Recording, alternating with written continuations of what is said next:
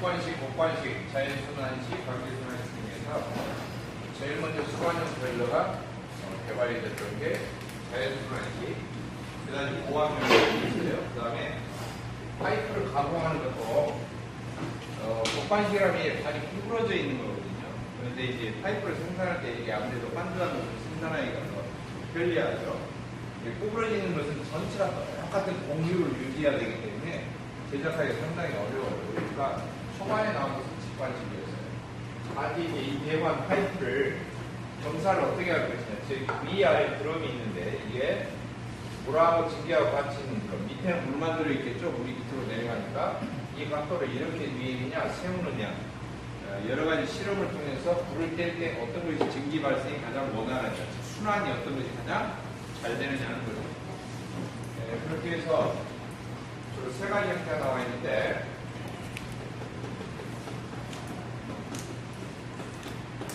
스바다가 있다. 피바다가 아니고 뭐가 있다고? 스바다가 있다.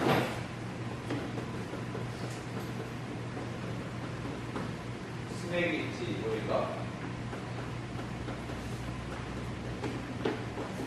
마브콕, 마브콕입니다. 마브콕 보일러. 그 다음에 다쿠마 보일러.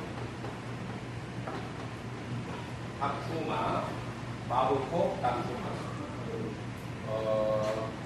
이쪽에다 쓸게요. 이쪽 비우고 쓸게요.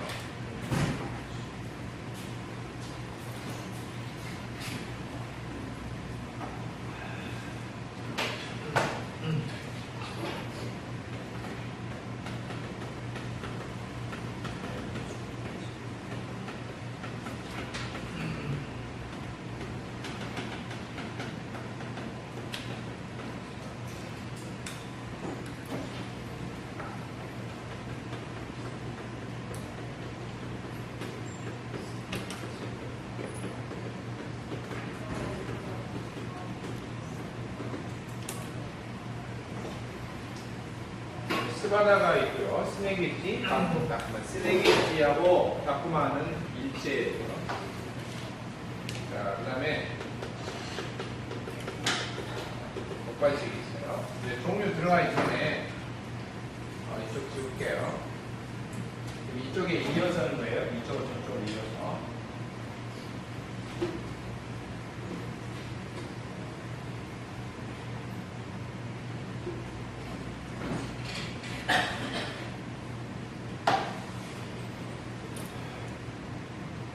이게 이제 보일러, 수간 보일러의 구조가 어차피 다쿠마 보일러로 이렇게 귀결이 되어 있는, 저선처로 이렇게 있는데, 위아래 드럼통이 있으면은 가운데가 이렇게 전부 다 반으로 이어져요.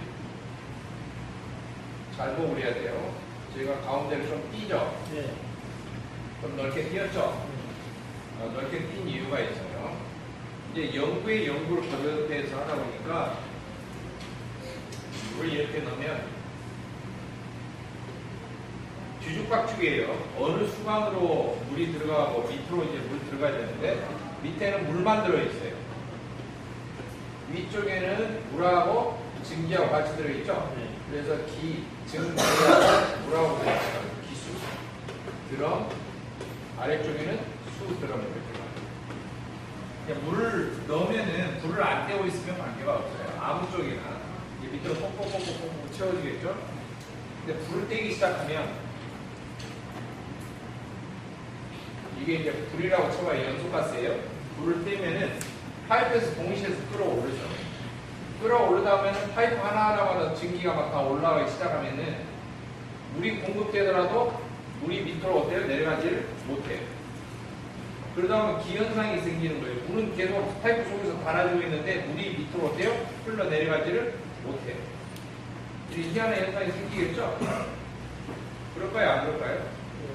불을 떼다 보면은 이게 불이 너무나 격렬하게 하면은 이 파이프 겉에를 불이 막 접촉해서 지나가면 속에 있는 물이 막 바글바글 끓어서 막 증기 기포가 올라오기 시작한다니까요. 네. 올라오면은 물을 아무리 넣어도 이 파이프를 타고 물이 들어간다 못 들어간다?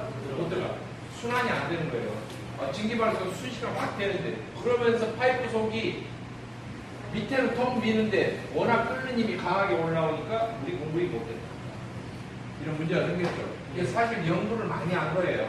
당시는 혁신적이었다. 왜? 파이프에다가 물 조금 넣고 불을 떼면은, 근데 떼고 나서 증기 다 나가오면 그 파이프는 어떻게 통비죠? 물을 어떻게 채워줄 수가 있을까? 라고 연구를 했던 게, 이제, 그게 첫 번째 문제고, 두 번째로는, 이 드럼을 세우잖아요, 이렇게. 이렇게 세우면은 높이가 어때요? 보일러 높이가 어때요? 엄청 높아지죠? 보일러를 이렇게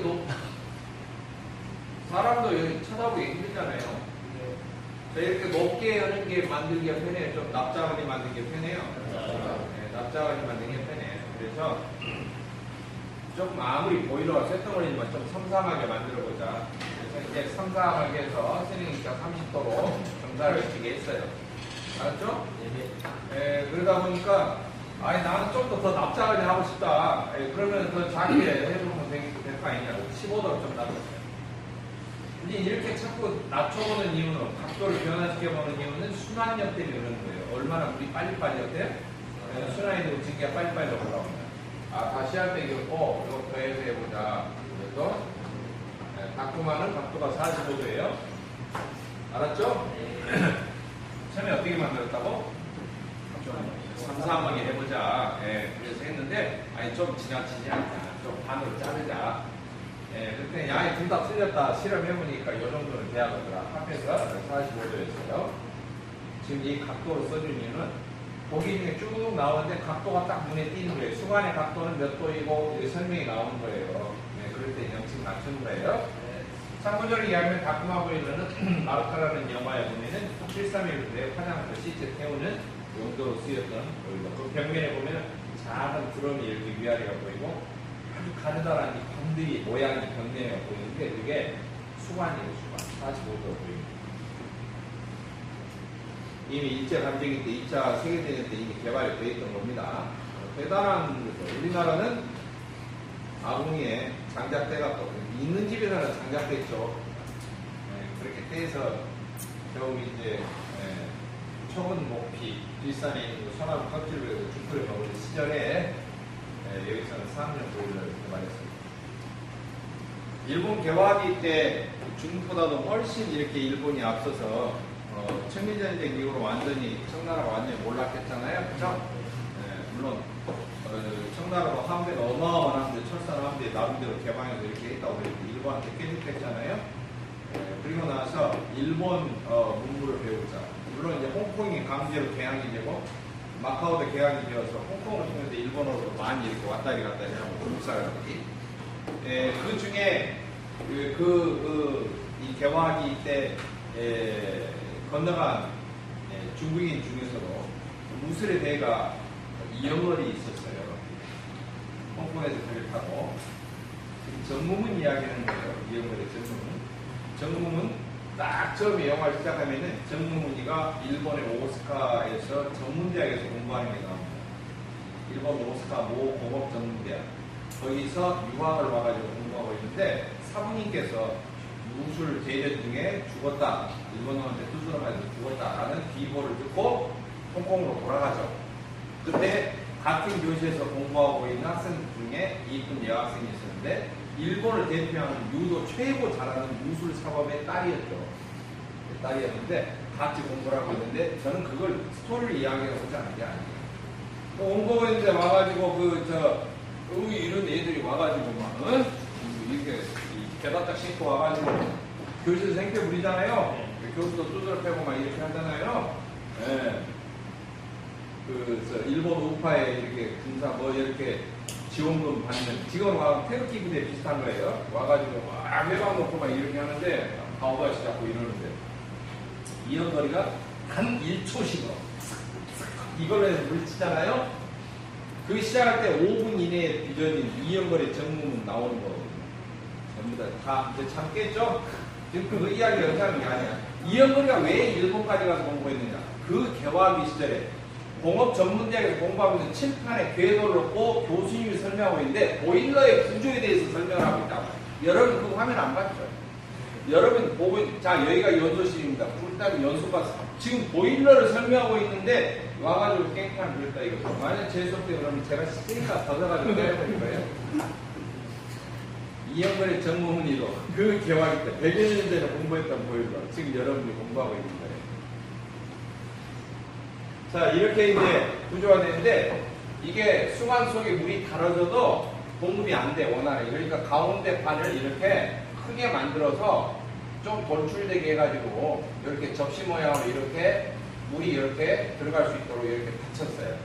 그래서 물을 공급을 하면은 찬물이 이걸 타고 이렇게 그냥 들어가게. 알겠죠? 그냥 가운데 간으로만 물이 밑으로 공급되게. 그래서 이 수관은 희한하게 구분이 되어 있어요. 물이 가운데로 내려가고 가해 쪽은 증기가 끌어서 올라오는 수관으로 구분되어 있는데요. 구조상으로 보면 가운데 이렇게 물이 내려가는 것, 이걸 보고 뭐냐면은 내려간다. 강수관. 강수관. 자, 여러분 엘리베이터를 한자로 번역한 거예요? 올라가는 거예요? 승. 말 올라가면 강마예요? 승마예요? 승마. 오를 승. 알았죠? 자, 여기서 증기가 끌어서 올라가. 이 수관은, 옆에 있는 수관은 뭐예요? 이것은 승수관이라고 해요. 그래서 강수관과 승수관으로 구별되어 있고요. 수관부에는 한가운데가 찬물이 내려가요. 강수관이고, 겉에가 어때요? 승수관입니다. 증기가 끌어서 올라갑니다. 근데 문제는 강수관이 열받으면 안 돼요. 찬물이 내려가다 같이 열받아 버리면 내려가다 말고 끌어서 자기도 올라가요. 그러니까 절대 강수관은 열받지 않도록 해야 돼요. 그래야지 순환이 돼요. 무조건 한쪽으로 내려가고 끓으면 양쪽으로 올라오고 찬물 공부하면 또 내려가고 이런 식으로 오르락내리락 해야 되거든요. 이해됐죠? 그래서 강수관의 배열을 강수관은 이런 식으로 하는 거예요.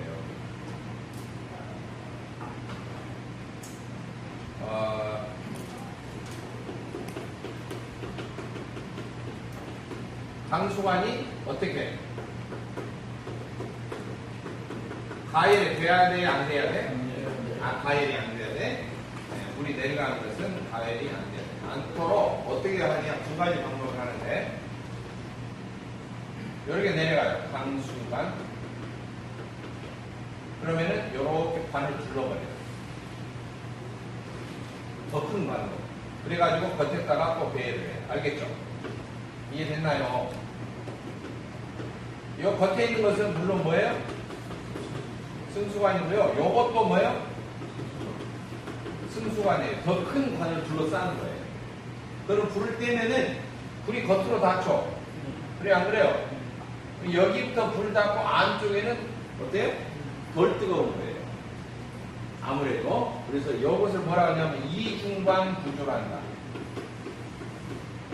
이중관. 이해되죠?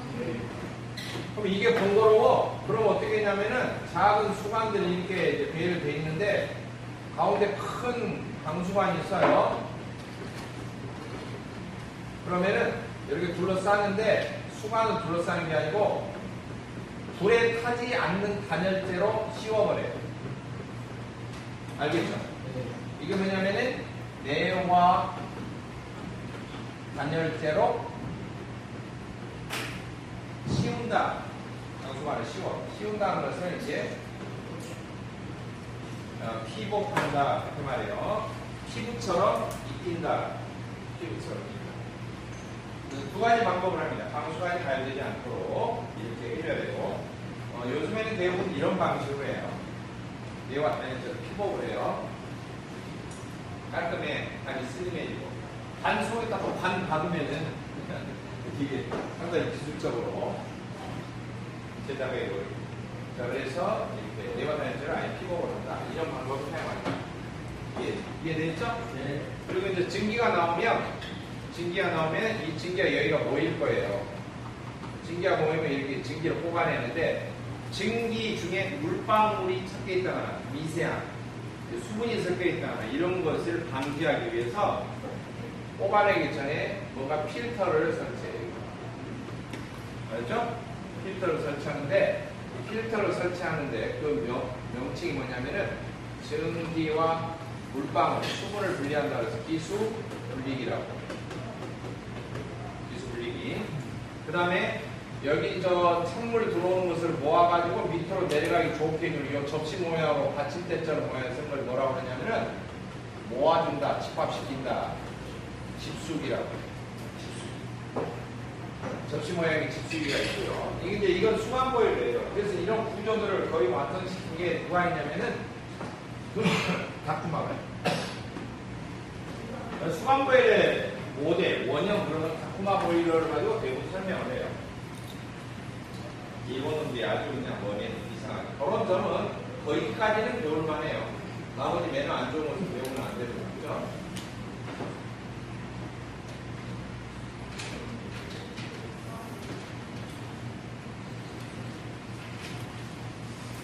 자, 쓰레기 받고 다쿠마를 하다 보니까 이런 문제점이 생겼습니다. 어떤 문제점이 생겼냐면은 이제 원리상으로 설명을 드리는 겁니다. 이게 수간이 쭉 있는데 버너라고 했죠.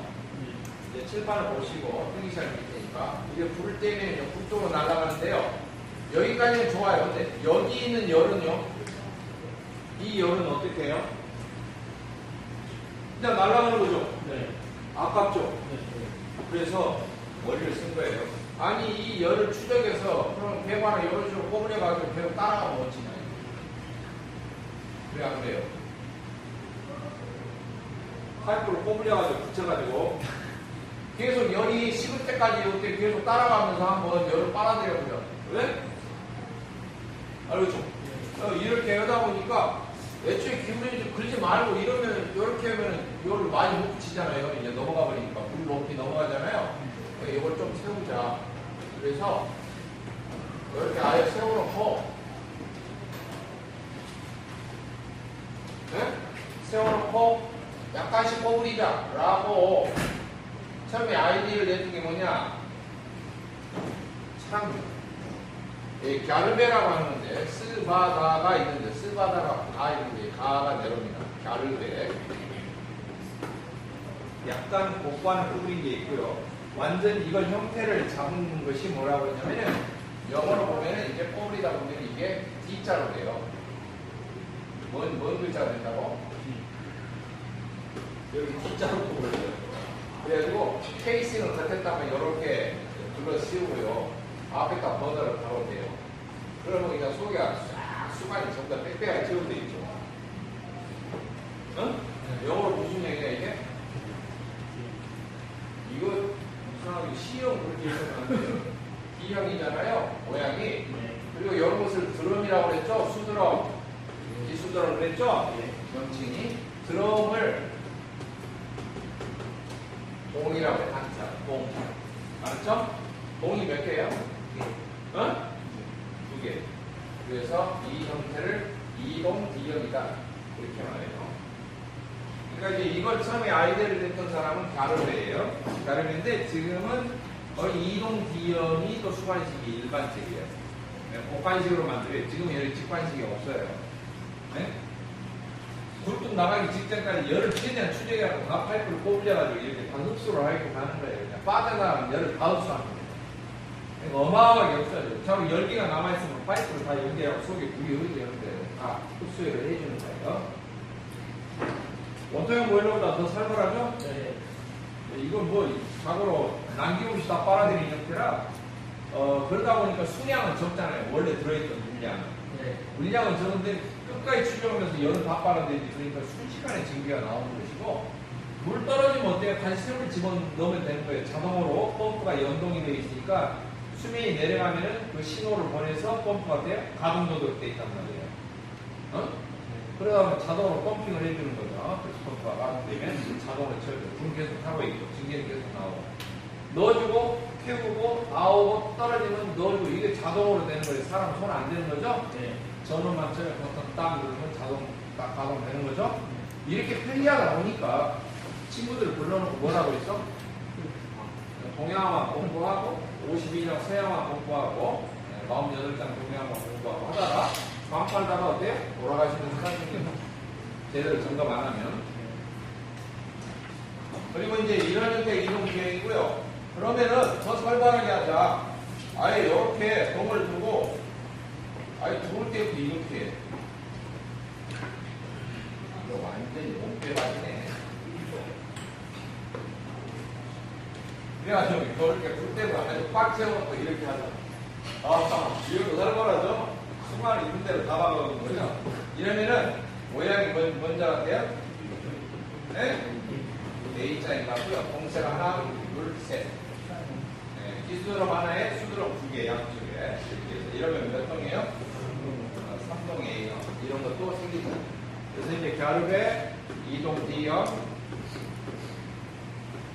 3동 A형이에요. 알겠죠? 이런 형태가 있는데, 복관식은 직관식에 비해서 어떻게 할까? 열 흡수가 어쩐다 더 훨씬 용이하다, 더 빠르다는 거죠. 대신에 제작은 어떤가? 쉽다, 어렵다? 네? 제작이 곤란해. 제작이 곤란하면 제작비가 어때요? 많이 들죠. 당연히 많이 들죠. 그러나 열 응력 팽창에 파이프 자체가 구부러졌으니까 탄성이 어때요? 있는 거죠. 네. 열 응력 흡수는 좋습니다.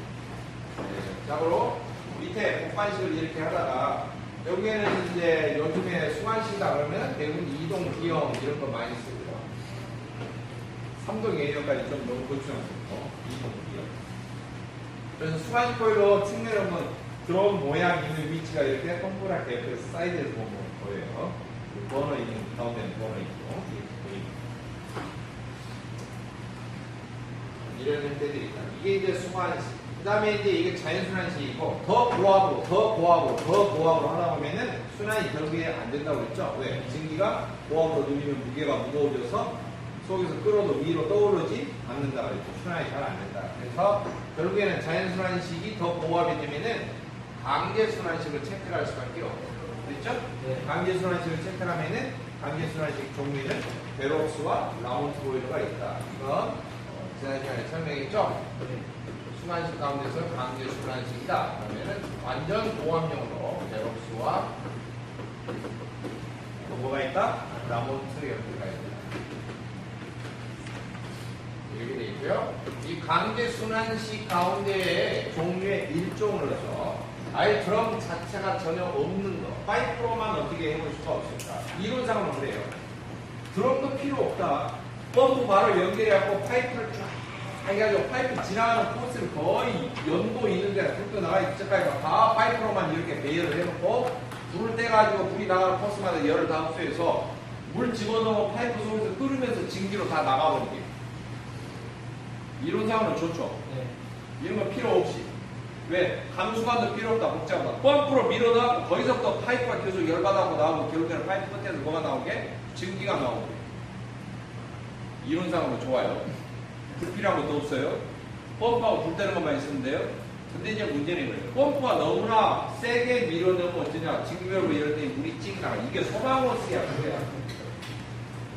근데 펌프가 약했어. 불은데 그럼 증기별로 딱 열었더니 증기가 안 나와. 왜? 물이 안 들어가고 적게 들어가고 이미 파이프가 빈 파이프로 열받아가지고 녹아버렸어. 그런 문제가 생기죠. 그러니까 물이 공급되는 양과 불을 떼는 양이 어때야 돼요? 완벽한 자동제가 딱 인공지능처럼 맞아야 되겠죠. 그러니까 이 완벽한 서로 좀 타이밍이 조금 삐끗하다 그러면 사고가 생기는 거예요.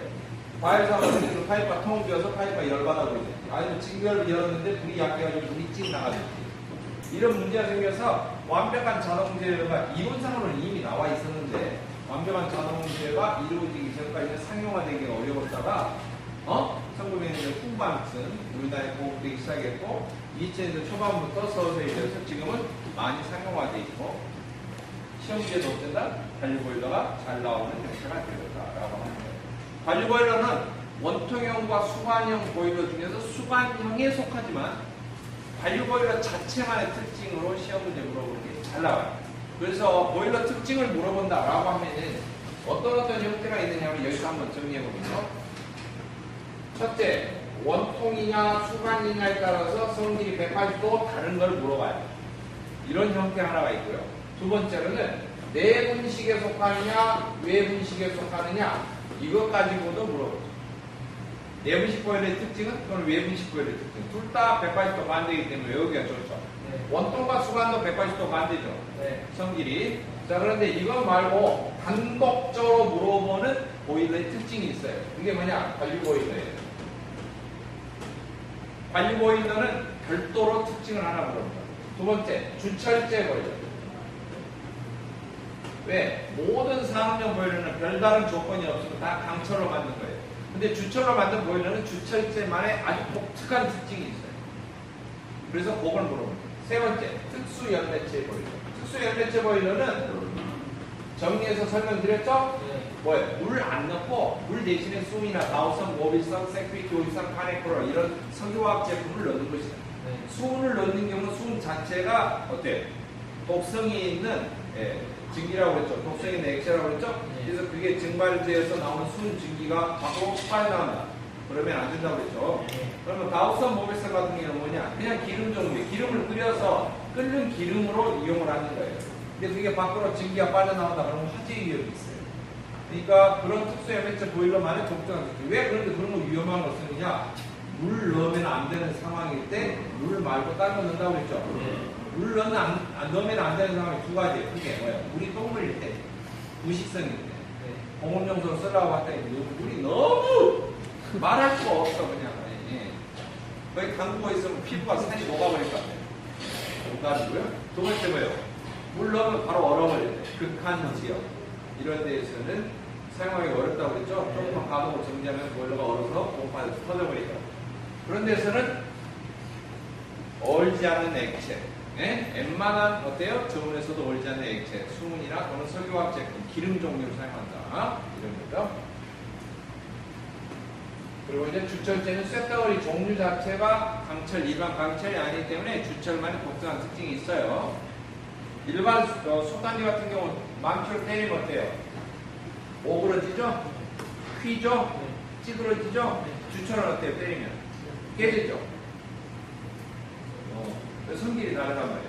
주철은 또 용접이 잘 돼야 안 돼요? 안 돼요. 용접성이 떨어지죠. 땜빵이죠 그냥. 그러니까 보일러 자체를 주철로 만들 때는 용접약을 절대 못 만들어요. 아예 센 물로 부숴서 금형 틀에다 넣어가지고 어때요? 부숴서 떠내야 돼요. 그러면서 이제 주물 제작이라고 그러는데 보일러 속에는 텅 비어 있고 밀폐로 되어 있으면서도 안에는 비어 있어요. 그래서 제작하기가 원래 불가능해. 그럼 어떻게 하냐? 식빵 찍듯이 찍어내는 거예요. 부부. 그래놓고 조립하는 틈새 구멍을 쫙 뚫어가지고 어때요? 장은 볼트를 긴 걸로 해가지고 채워요. 가운데 패킹을 끼우고 조립식으로 해야 돼요. 그러니까 이런 제작 방법도 따르고 그래서 주철자만의 독특한 특징이 나옵니다. 그리고 관리 보일러는 수관식 보일러 중에서 최첨단형 파이프만으로 되는 거, 동체가 없는 거, 펌프로 밀어 넣어가지고 하는 거. 그러니까 방금 제가 원리상으로 설명해 줬듯이 관리 보일러는 가장 증기가 발생이 어떻게 돼? 빨라요. 펌프로 밀어 넣어 불 때문에 파이프 통과하면서 벌써 밸브 열면 증기가 나온다. 증기 발생이 가장 빠르다. 효율이 가장 좋다는 것은 특징인데 동작이 빠르고 그러나 가장 큰 문제점 자동 제어가 완벽해야 돼요. 자동 제어. 또 하나 그만큼 물이 빨리 끓으면 어떻게 될까요? 물속에 있는 불순물이 어디 빠져나갈 틈이 없죠. 네. 그러니까 스케일이 그만큼 어때요? 네, 빨리 끼죠. 순식간에 끼어버려요. 물이 샥 지나가면서 증기가 샥 나가버리니까 어때요? 그 파이프가 전부 다 뭐할게요? 물때가 끼는 거예요. 그래서 가장 물때가 빨리 끼는 게 뭐냐? 관리보일러. 그리고 가장 급수 처리를 완벽하게 해야 되는 게 뭐예요? 관리보일러. 현장에서 보일러 동체, 파이프가 가장 잘 찢어지는 사고는 어디서 나느냐? 관리보일러에서 나요. 관리 잘못하면 해년마다 찢어져요, 보일러. 연례 행사예요. 그래서 다 교체를 해요. 속에 뜯어내요. 보통 일이 아니에요.